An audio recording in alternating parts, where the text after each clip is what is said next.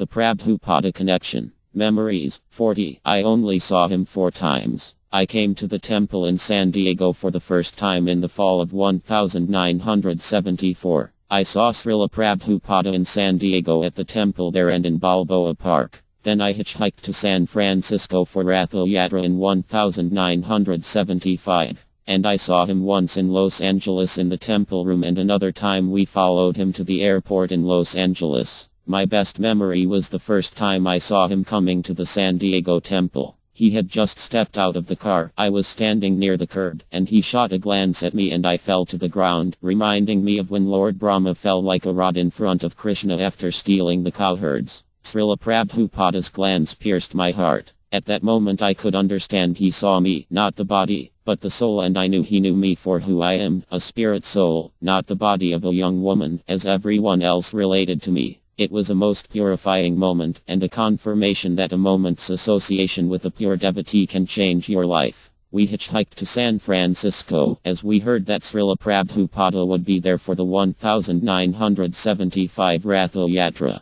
We desperately wanted to see him. We had enough gas to go from San Diego to Santa Barbara. Then we parked our VW bus by someone's house and proceeded to hitchhike to San Francisco. It was me and 2 friends, Bhakta Bill and Bhakta Alex. It took a couple days to get there, and we slept in Golden Gate Park, near the museums, in the woods. You could never do that these days, and I wouldn't advise it, but we were in ecstasy in anticipation of seeing Srila Prabhupada. I had never been to Ratha Yatra, so I had no idea what to expect. The next day the devotees brought the carts out to the festival site and were decorating them. We saw Jayananda Prabhu leading a kirtana around the carts before the festival began. I joined in, and then Srila Prabhupada came driving up in his car and got out to sit on the cart. The parade began, going toward the ocean. I walked with my head in the clouds and I thought my feet never touched the ground. Many people came and everyone was dressed in brightly colored clothes. Everyone was dancing and singing and chanting Hare Krishna. It was the spiritual world, no doubt. When we reached the meadow, where the festival took place, the parade stopped and we sat on the grass to listen to Srila Prabhupada speak. He stood on the stage and there was a big kirtana. So many hundreds of people were there. The devotees had everyone line up in rows and served out what seemed to be an unlimited amount of prasadam.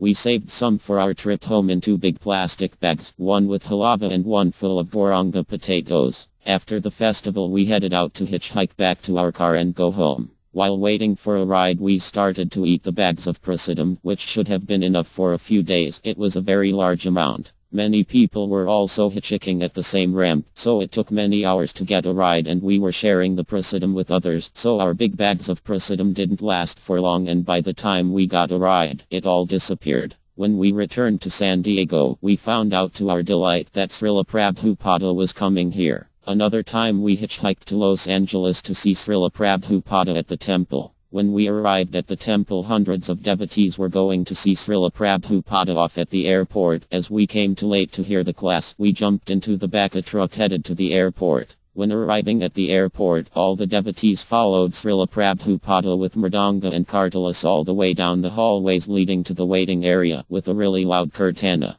Then everyone gathered around to try to catch a glimpse or hear a word from Srila Prabhupada. I stood up on the seat inside of a phone booth, without a top on it, to see over the top and down to where Srila Prabhupada was sitting. A man walked by me and asked what was going on. I told him we were all here to see a very special person, a guru, who had come to America to start a spiritual movement. During a festival in Balboa Park, Srila Prabhupada gave a talk, and when he was leaving the stage, he was walking past me. I bowed down and his feet were just inches from my head. I could have reached out and touched his feet. I didn't, but the memory is very nice. I got the cloth remnants from the Vyasasana he sat on. It smelled like sandalwood, and I distributed them all over the US when I traveled. I left some in the Prabhupada Museum in St. Louis Temple. Who is this wonderful person, Srila Prabhupada, who filled our hearts with love and true happiness? He is still with us, but how could we remember without these wonderful pastimes? He lives forever in our hearts. Just as Srila Prabhupada told us to remember the pastimes of Krishna in our hearts, Srila Prabhupada's pastimes are also going on in our hearts to enliven and encourage us. I say I only saw Srila Prabhupada 4 times, but could have seen him once more. I missed the opportunity. I always urge everyone to go see their guru as often as possible, as you never know when will be the last time you will be able to do so. In other words, don't take it for granted that you will be able to see him whenever you desire to. A moment's association is all it takes, but the more moments the better. Your humble servant, Mother Shyama Purya, Secretary, ISKCON Prison Ministry.